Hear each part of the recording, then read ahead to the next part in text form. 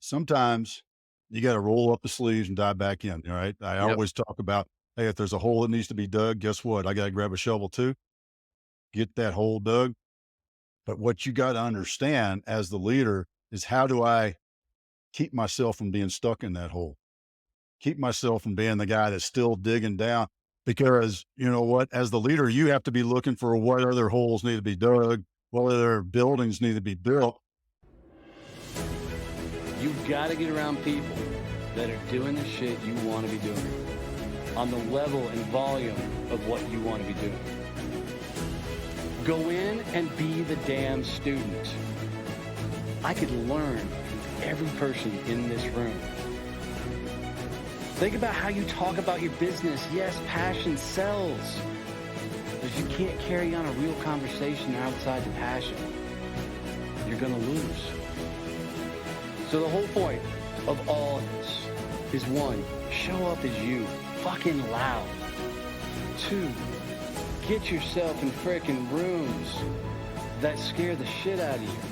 It's really about looking at those things that you know will move the business forward and doing them anyways. Thank you for allowing me to always show up as me, and thank you for showing up as you.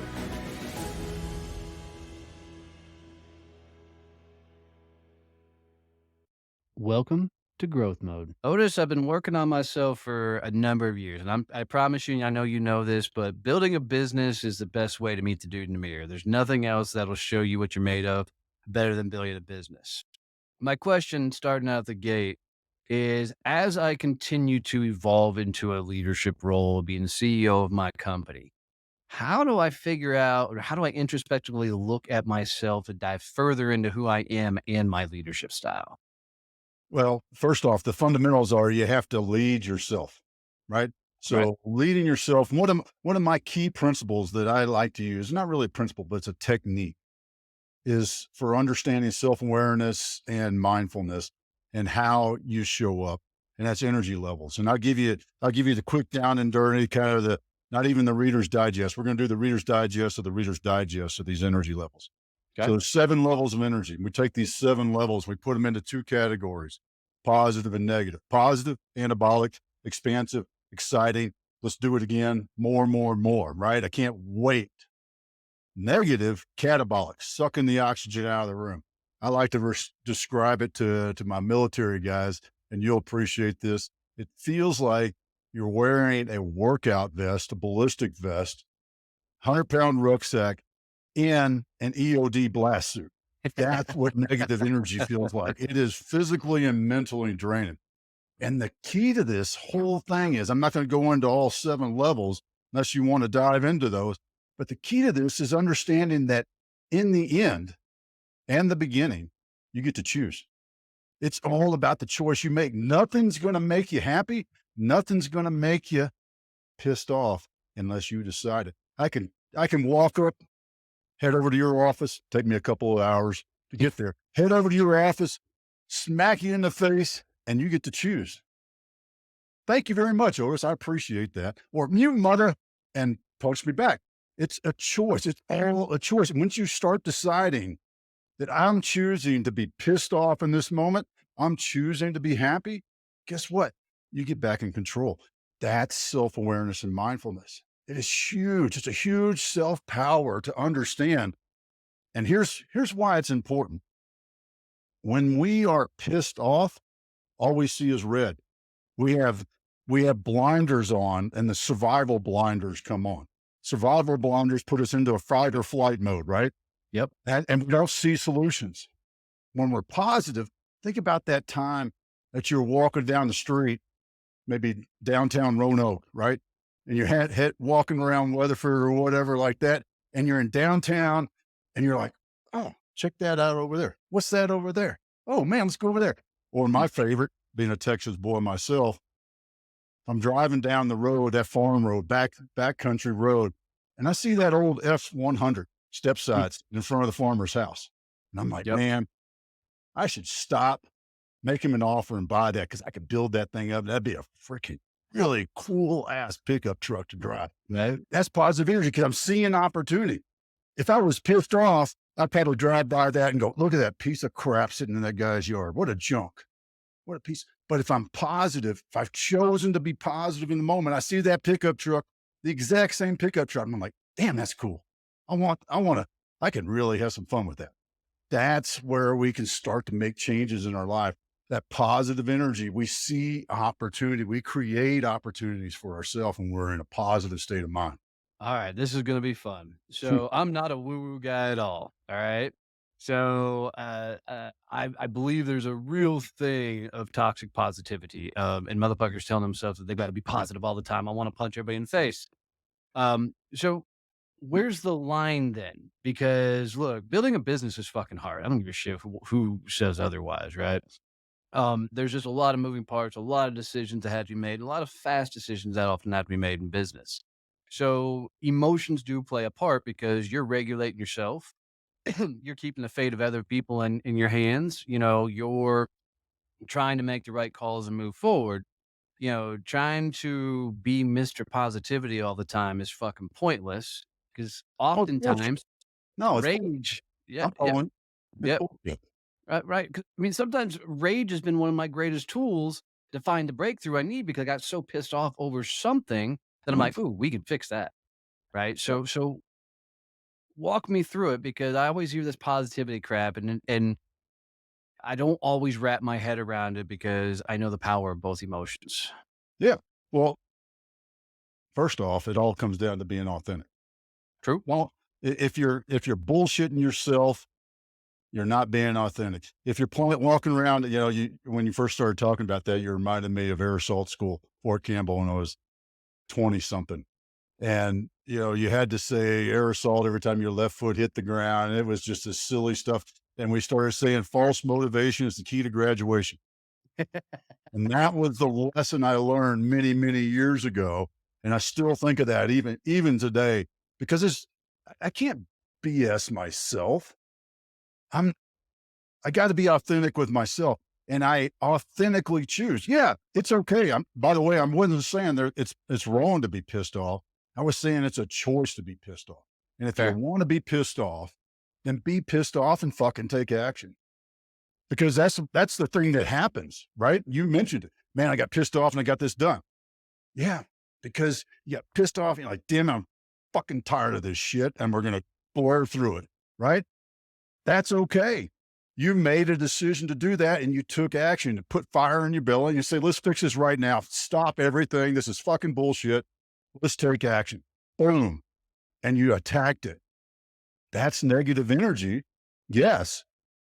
What you don't realize that happens, I always look at this as pros and cons, not positive and negative, pros and cons. So the pro to that is you took action. Boom.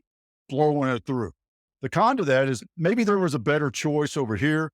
Maybe there was a better choice over here, but that's okay. Right. In the moment you said, no, this is fucked up. We got to fix this right now. We're taking action and moving forward. All right. Yeah. That's okay. The secret to this, and going back to what I was talking about earlier, that mindfulness and self-awareness is that it's a conscious choice, realizing that, you know what, I'm fucking pissed off. I'm going to be pissed off. God damn it. And we're going to take action right now. I'm in control. I'm deciding I want to be pissed off. There's nothing wrong with that. There's pros and cons to it, but there's nothing wrong with it. It's a choice. That can be really hard. I had Chris Dady on, and he said something that blew my fucking mind. I'd never heard anybody say this before, but he said, "Your mind doesn't want you to be present because it's the only time it's not in control. When you're thinking in the future, right, you're projecting and telling yourself stories. When you're thinking in the past, you're fabricating things you thought happened or remembering things. Your mind can control those two things, but it can't control the right now." Mm-hmm. Right? And I promise you, I do my best to go right here, right now, right Yeah. here, right now. And I don't know what to do with it. If I'm completely honest, right? I'm like, okay, I'm going for a walk. Am I fucking looking at the rocks? Am I looking at the grass? I mean, what do I do if I'm right here, right now? I mean, my wife may be in the room. What do I do? Do I just focus on her? I mean, you know, Do I just focus on my wife when she's around? Oh, right? man. By the way, Miss Suzanne, Yes, yes, I do. Yes, I do. Right. I love you, Elizabeth. Right. But how do you I mean, because really, I mean, in that moment that you're supposed to be right here, Yeah. taking ownership, control of all your things, I mean, that's either stupid fast thinking or I'm missing a step. Here's the way I like to look at it, and you hit on some of this already, is the past cannot be changed. The past, your choice on the past and the memories of the past is it's your schoolhouse or your prison. Okay. Right. That's number one. Number two, future is unknown and is uncontrollable. We cannot control the future.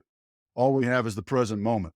The thing about the present moment is the present moment creates the future that we want. And when we think about the actions that we're taking in this moment, I'm setting up my future in the moment. And I can intentionally do that by, even right now where we're talking, I'm thinking, oh, I want to lead us this way by saying this or that, right?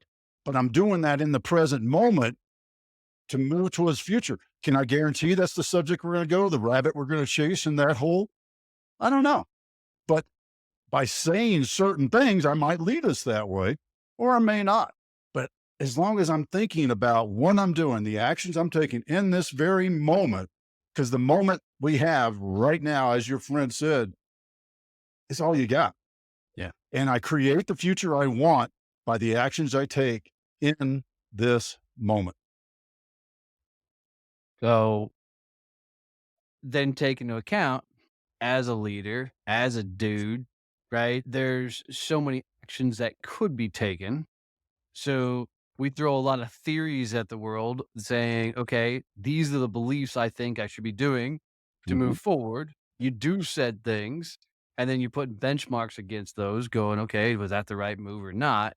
And then you're constantly weighing pros and cons of moving decisions forward. And I make very, very fast decisions, so much so that Jerry Mack, my coach, looked at me and said, I'm going to tell you something. You're not allowed to do a fucking thing with it. Like, don't start, right? Which I'd never had a coach tell me not to start, was kind of interesting.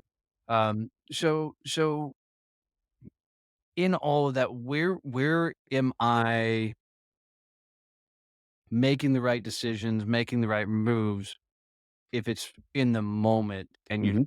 you're trying not to base it off the past, but you have to, 'cause, right? History tells us a lot of things. But you're also trying to project a future where you're trying to get to. So, first off, everything you've done, seen, felt, experienced, and had happen around you in the environment that you've had has created the person you are in this very moment, right True. now.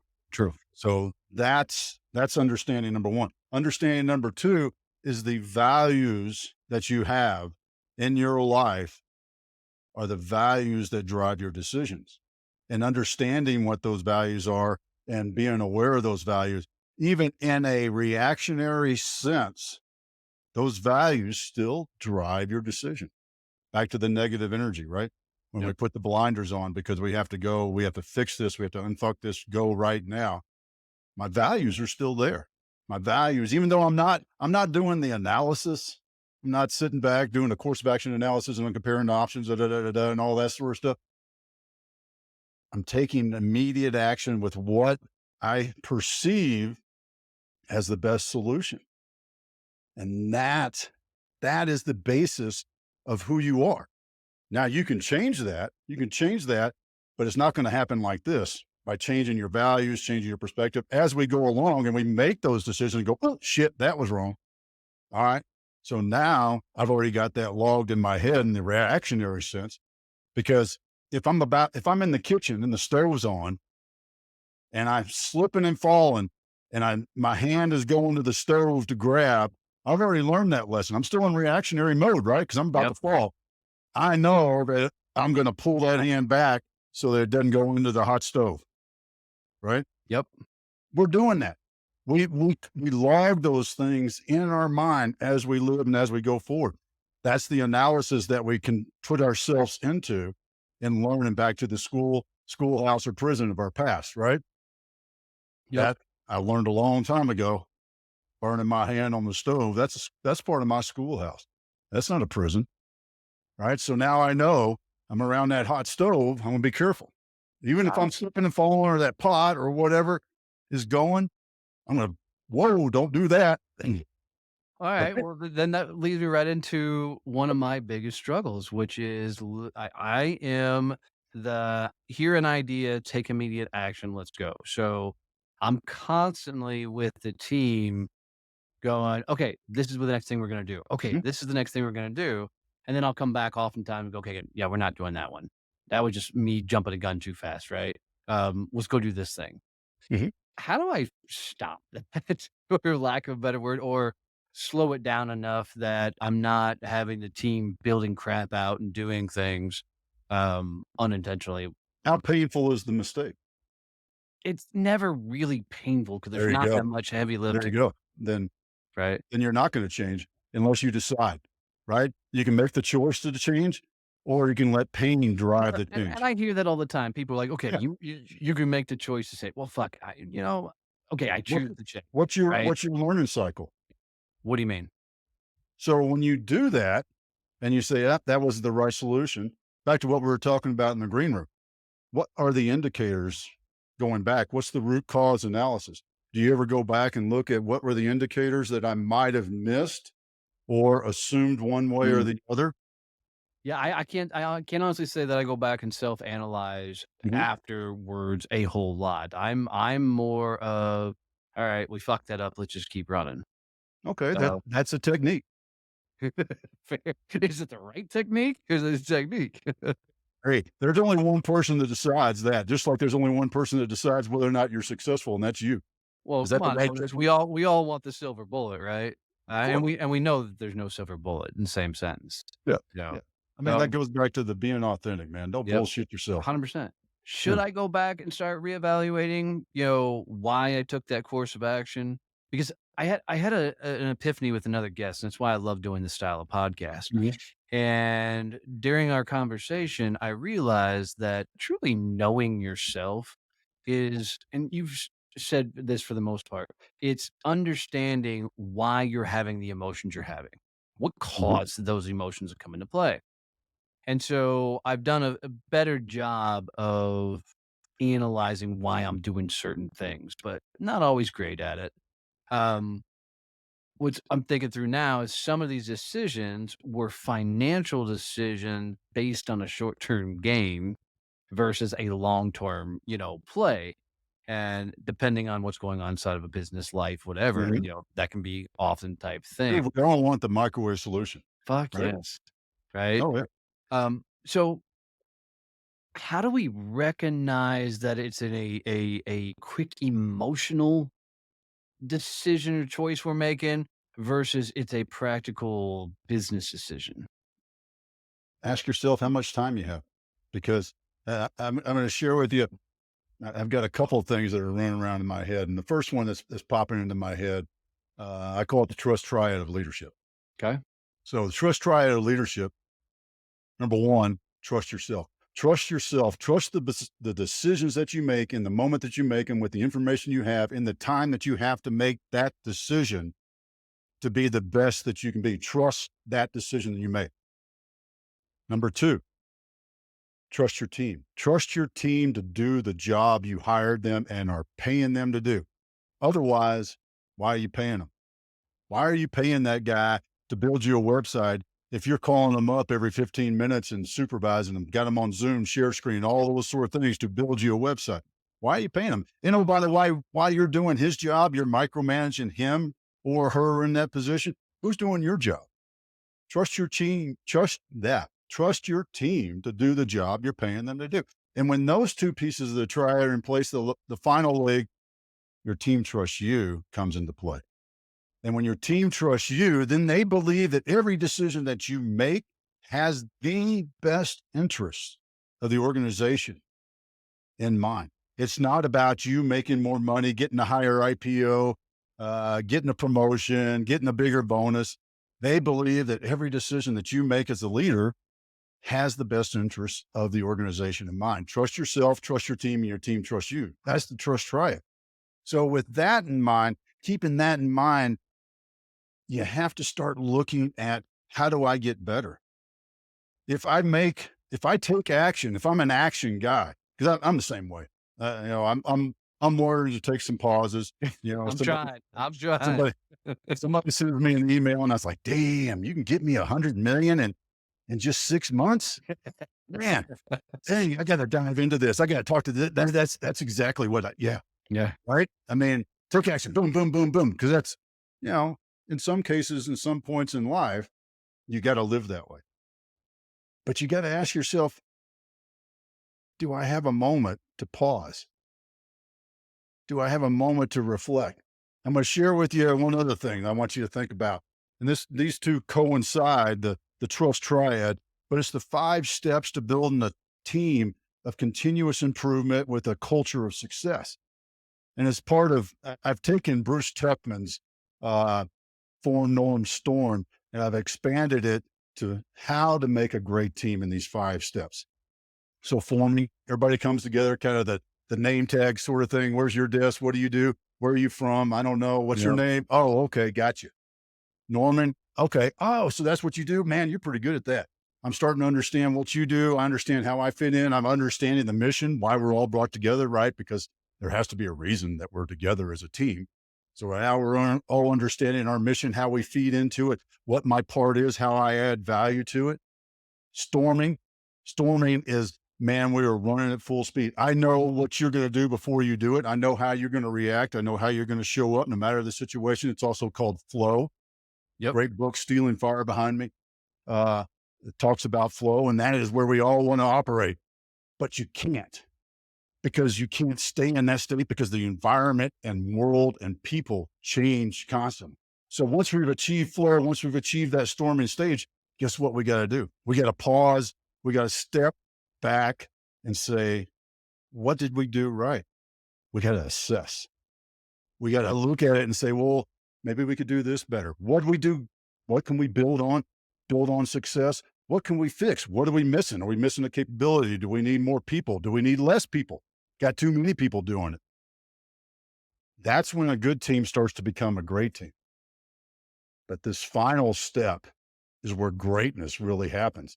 And that is adapting. I'm going to take what we've assessed, what we've identified, and I'm going to implement that. I'm going to make those changes in our organization.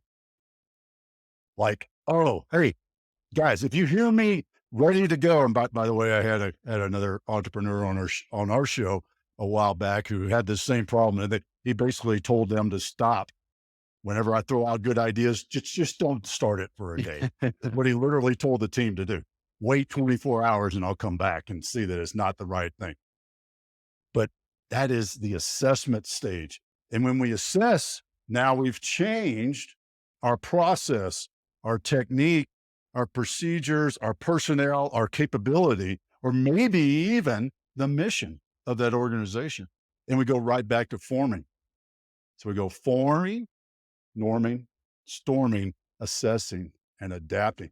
And when you do that, when you take those moments, those last 2 moments, that's the difference between, yeah, we're doing okay, and man, we're fucking kicking ass. Holy shit, we're blowing it out of the water. That's the differentiator in having a good team to a great team to a highly successful, highly performing organization that just fucking blows it out of the water. No, I like that. I think my favorite portion in that was telling the team to sit on it for 24 hours to see if it's a good. Great I think, technique. I tell you what, right. I think might want to write that one down and implement it tomorrow. I think you're right. I think my team would be appreciative of it. You know, um, so I wasn't born in a leadership role, type. I somehow typically find myself self-selecting into a leadership position. I don't know that I've always been picked as the leader in the room, but I always found myself there. Um, Sorry, I'm and laughing because sometimes you're the guy that's still standing when everybody took a step back. yeah, that's true. That's true. Right. Yep, I've Right. been there. Yep. So the trick from me is I've never had to lead people hardly yet throughout my life. Not Mhm. in a direct report type of way. I've always been a sales guy. I've always, I've led some sales teams. I did a lot of sales training, but This is really my first stunt and role of being a true leader in a leadership role as CEO of a company. And, there's a lot of things I have no idea what the hell I'm doing, just kind of figuring it out as I go along. That's been my MO for life is just let's bang my head against the wall until something works. You know, so It's a technique. it's a technique.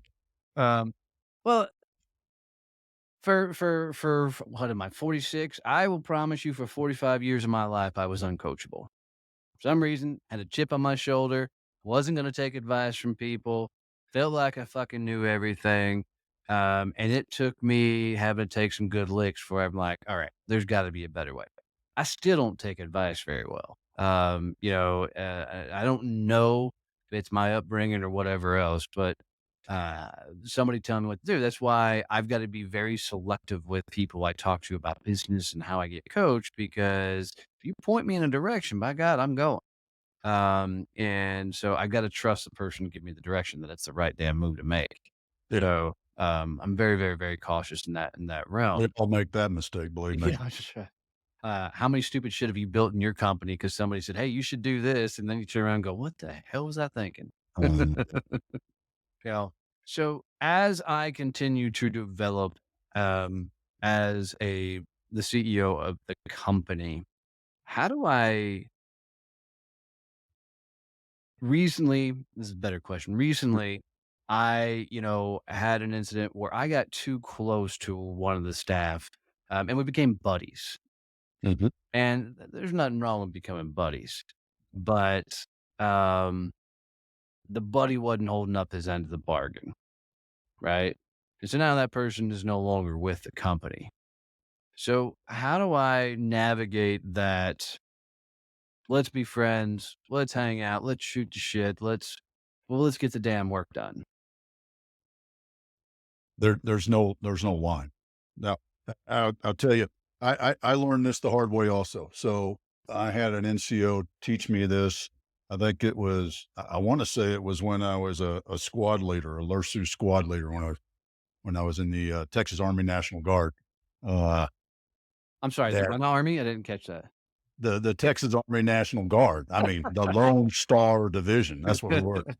We'll let the patch somewhere's behind. There it is. Look There over it my is. shoulder right I there. see it. I see Army it. Ninth Army Division. You got a little some shit back there. You need to clean up. I was a LURSU, long range reconnaissance surveillance guy, part of the division unit. And one of my NCOs told me this when I became a squad leader.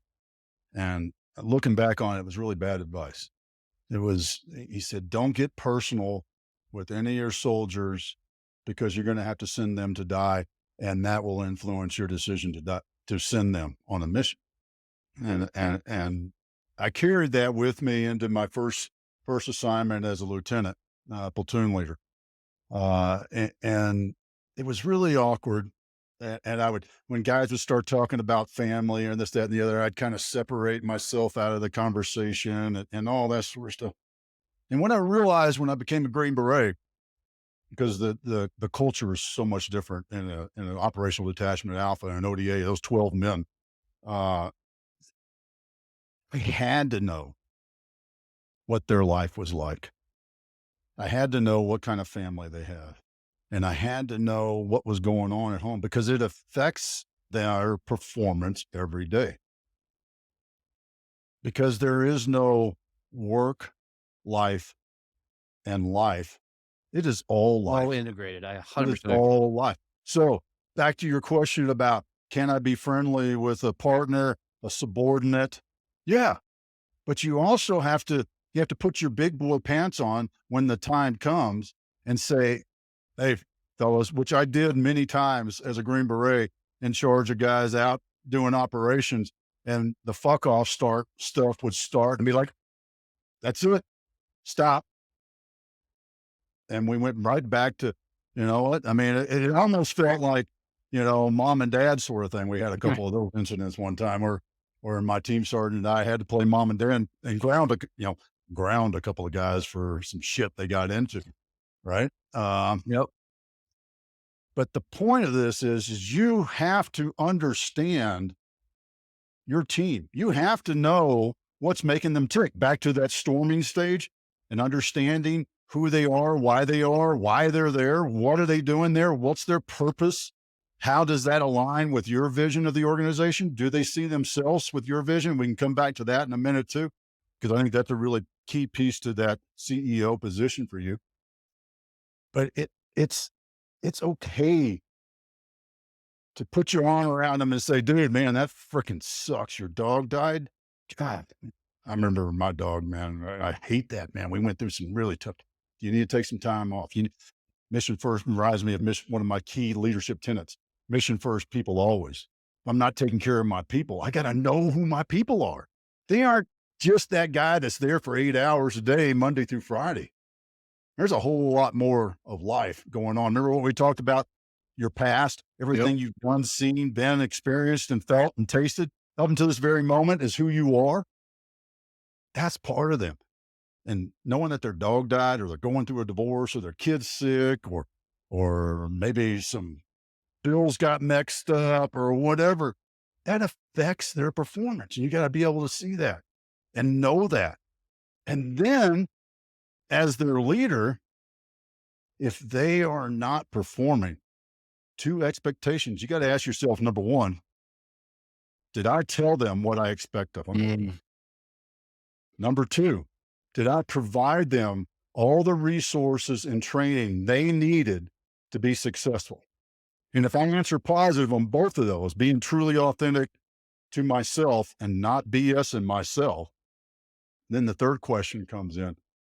Are they incapable of performing this job that I've put them in? Then it's time to say, all right, you need to go, because I've told you what you need to do. I've given you all the resources and all the training, and you've confirmed, and we've walked back through it, the old 90-day improvement plan and all of those sort of things. We've done all of that, and you're still not performing. Then I tell you what, that you are not a good fit for our organization. I am going to help you find a better organization for you to fit into. That's leadership. It's tough, but that's the conversation you got to have. No fun having it, because it's not all happy-go-lucky, rainbows, man, I'm giving you a bonus. I love to do that. Remember that? Giving you writing that bonus check. There's nothing better than that as a leader in business, right? Giving somebody a promotion, giving them an award, recognizing them in front of everybody.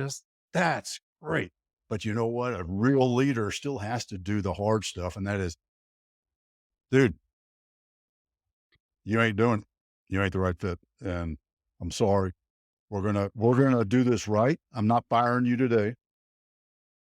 I'm going to give you 2 weeks, and I'm going to set you up with a recruiter, a headhunter who's a friend of mine, and I'm going to give you a business coach or transition coach or whatever you want to call it to help you figure out what it is you should be doing, because I believe in you as a human being, and you're not a piece of shit. Now, there are some times when those people are pieces of shit, Right. stealing from you, and you just got to come away right away and not do anything for them.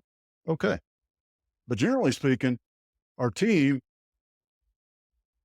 we want to take care of that person. They're a human being, right? 100%. 100%. So you want to talk about that I really vision thing? appreciate that. So we've gotten to know each other pretty damn well, Otis. I Yeah. feel like I can flip the script a little bit on you at the moment, and you're gonna be like, hell yeah, let's run. So I'm gonna give you carte blanche to fucking straight up coach me. However you would typically coach somebody, freaking come at me however you would traditionally approach coaching a client, no holds barred. I'll put it on the table. All right. So, the way I always start my calls off are, what are 3 wins since the last time we talked? Give me 3 wins, because we always want to build on and celebrate success. Give me 3 wins. Yep, for sure. One, we brought Julie in the company when we had to let a person go, and she is stepping up and getting ramped up and giving me somewhat peace of mind. I'm heading out this weekend to go to a Renaissance festival. It's one of my favorite things in the world to do. So it's just a chance to get the fuck away with the wife and friends. The third one, I think we're finally at the tipping point of the company. It really feels like we got one more piece of the puzzle we got to figure out, man. We figure that piece out, and we are heading off to some really, really nice places. But so, those are probably the 3 biggest. Awesome. Awesome. Those are awesome, man. I'm excited for you. And I'm envisioning you eating that big ass turkey leg this Hell weekend. yes. Hell yes. 'Cause that's what everybody associates with the Renaissance Fair. All right. What's a block or an obstacle? Something that in your head is said to you, nah, here's a great example. I don't want to call that guy because he's really busy when I want to talk to him about isn't that important. Or, Nah, it's real. mine's Go ahead. really easy. So, because of the recent scenario inside the company, I'm having to do a lot of additional work, and Mhm. a bunch of stuff that I didn't learn before. I put trust in an employee, gave them ownership over it, and I never checked in, right? Which is Mm. 100% my bad, right? So, now I think I'm finally starting to get to that place where I don't want to give it up again. And it's, you know, because I'm worried, will I understand it enough to be able to make the move? So now I'm completely overwhelming myself with all the things that I'm doing and to get myself back to the point where there's just not enough hours in the day. Yeah. I usually ask, well, what would you like to focus on today? But I think that's what you want to focus on today. And here's what I tell you, because I have another client doing the exact same thing. They're about probably about 60 days ahead of you, interestingly Okay. enough. All right. And he's a CEO, exact same situation. And yes, sometimes you got to roll up the sleeves and dive back in. All right. I Yep. always talk about, hey, if there's a hole that needs to be dug, guess what? I got to grab a shovel too, get that hole dug. But what you got to understand as the leader is, how do I keep myself from being stuck in that hole? Keep myself from being the guy that's still digging down. Because you know what? As the leader, you have to be looking for what other holes need to be dug, what other buildings need to be built. And if you're head down in the business, working in the business, remember that old saying, working Yep. in, not on? You've got to have, as soon as you dive into that crisis mode, 100% got to do it. Crisis mode. But as soon as you step into crisis mode, you got to be thinking about, how do I extract myself out? So what's your plan to extract yourself out of being in the business, doing the day-to-day operations, is not doing what a CEO should do, which is what? Up or out, up and out. Sorry. Up or out. Get the fuck out. Yeah, the interesting play for me is there's a financial gap that has to be reached to be Mhm. able to extract myself from some of this. So, and there's some things that have to be done. So there's a slight roadmap, not a great one. The slight roadmap is we're going to be rebuilding the entire back end of the company. Mhm. Everything stays functioning, running forward. So, I'll be in the mess of it until that gets rebuilt and put together. What's the Um, timeline? we don't know yet. That's part of the struggle. Because of we don't understand how long the build's going to take. Because we literally had to start from scratch. All right. What I would throw at you to think about is, well, what's the outcome? What's the outcome look like? So What are the key? Go ahead. Go ahead. Tell me. yeah, no, so where I'd need to get to is I need to have 2 full-time staff sitting on that program, Mhm. monitoring that program. I needed a full-time staff sitting on, our internal, membership, program as well. And I need to figure out how to get more crap off my plate so I can go be the face of the damn company where I need to be. But there's a revenue gap to backfill all those positions. Mhm. So that's not an outcome. Those are all action steps. Oh, yeah, you're right. You're right. What is the outcome you want to achieve? Say it a different Wh- way. What's the vision? When you get to this point Oh, where fair, fair. So I want to have the chapters going all across North America and stay focused there, so that I'm flying in and doing in-person events and the likes. That's what we're trying to get to. Because one thing that we found is the groups do amazingly well on their own, but when I come into a territory, it really lights up. Yeah. Yeah. That's typical because you are the power and the personality of the organization, right? Yep. So you've come really close, but I want to take a step back. And what I challenge you to do is one of my favorite tools to help guys see where to go is create the ideal day. Now, that's not something we can do right this minute because it takes some time. But I'm going to explain to you what the ideal day is. And oh, by the way, it's not an arbitrary ideal day. We're recording this on the 25th of October, 2028. And I want you to write down on your piece of paper, ideal day, 25 October, 2028. I think I said that. I messed up. Today is 2023. I want you to think the morning of October 25th, 2028, you wake up in the morning and already you're feeling like, damn, my back feels pretty good today. Why does my back feel good? Right. And you go throughout the day and everything just kind of happens. You got to drive into town. And as you're driving into town, you keep hitting all the green lights. It's like, man, this is looking pretty good. You know what? They give you an extra squirt of whipped cream on your fancy latte as you go by the Starbucks or hopefully the local coffee place and get it. Right. Right. Just these little things just kind of happen throughout the day. And at the end of the day, when you put your head down on your pillow next to your wife, you think to yourself, holy shit, this was a fucking great day. Not a perfect day. I didn't say perfect. I said ideal. Because what we're going to do is we're going to set this up. We're going to create the feeling, the taste, the vision for what this day looks like. And the devil is in the details. If you set your alarm at 5:30 and you wake up at 5:29, that's part of it. Do I wake up before my alarm or do I wake up to my alarm? When I get up out of bed, do I take a piss? Do I brush my teeth? Do I go outside and have a cigarette? What's the first thing that I do? If I go into the gym, I go for a run. What's the drive like? Driving to the gym. What's the workout like if I'm working out in my basement? What's the run like? Am I running on a golf course, a trail, in the woods, out in the prairie? All these sort of things. We're creating this picture in our mind. And this picture in our mind is the secret to the success of the ideal day because we're creating this image. And I call this the red truck syndrome.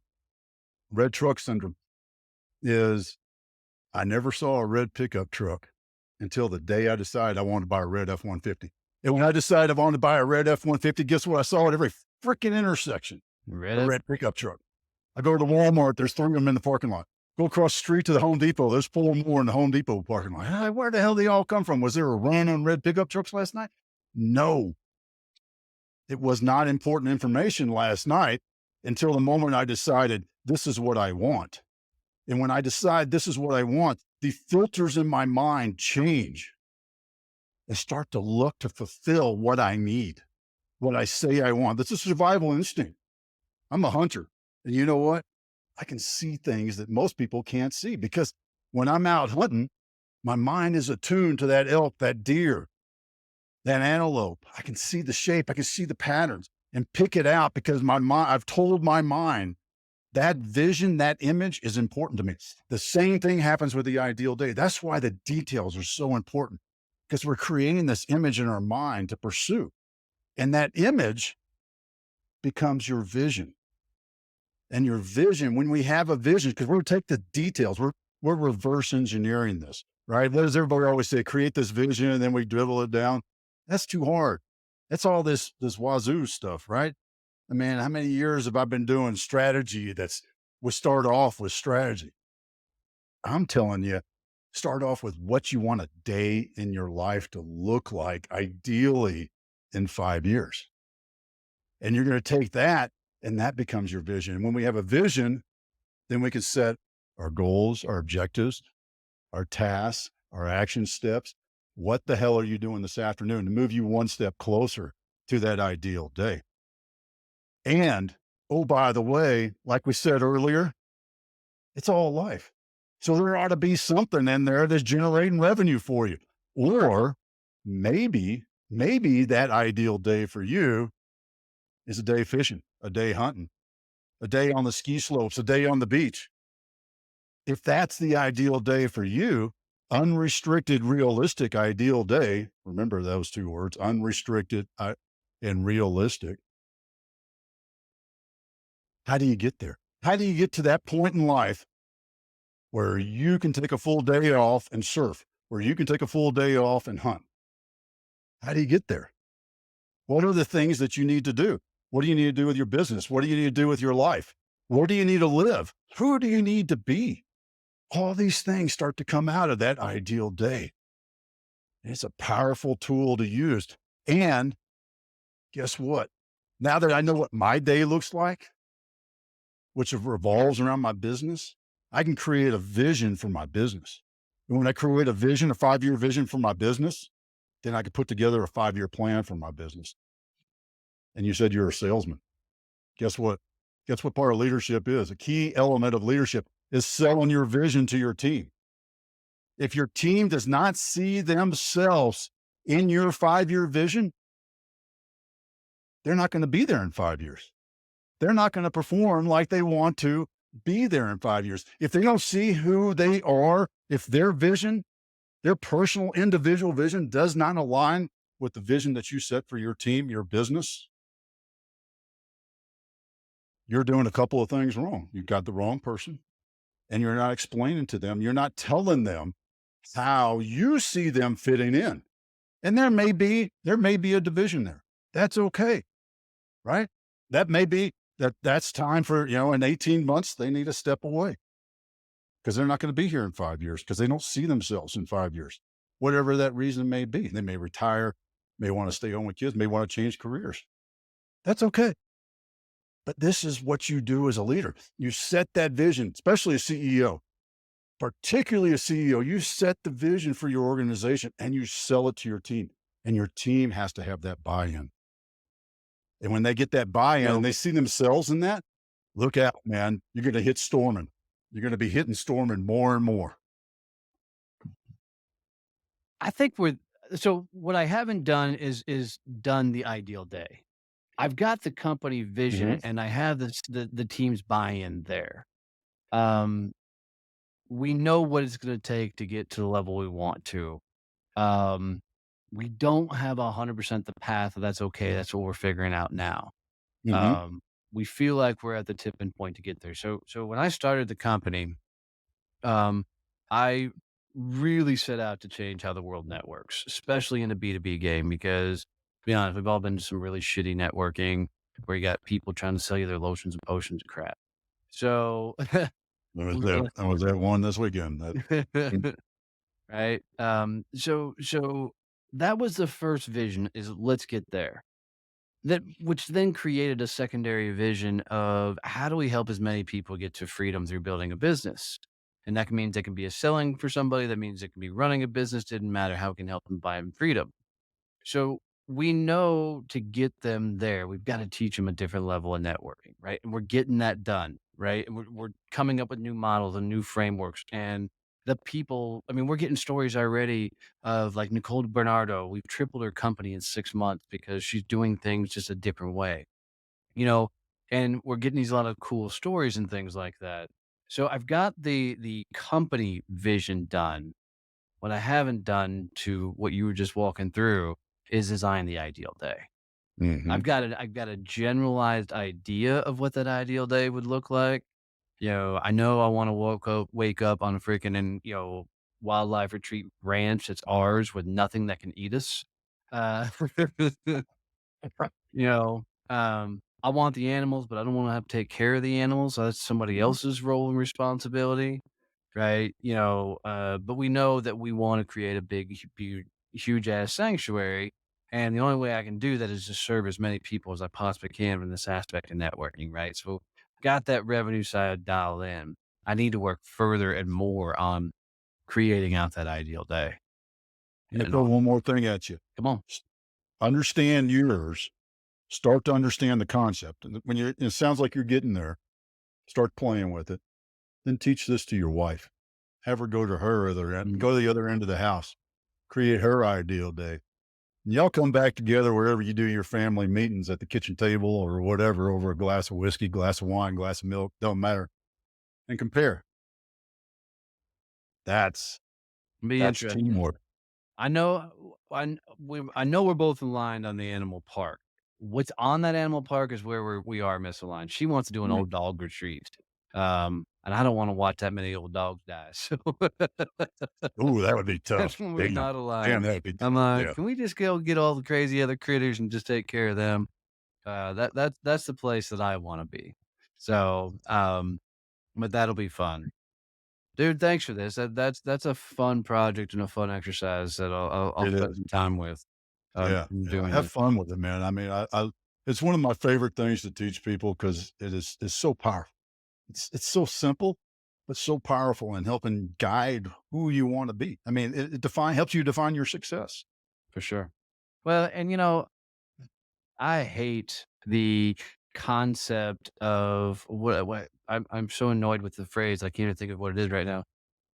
Like where you visualize yourself as successful and you become Manifest, that. manifest yourself. I fucking hate that shit. I My, wish. my father asked me that one time. Hey, Dad, do you manifest killing a deer?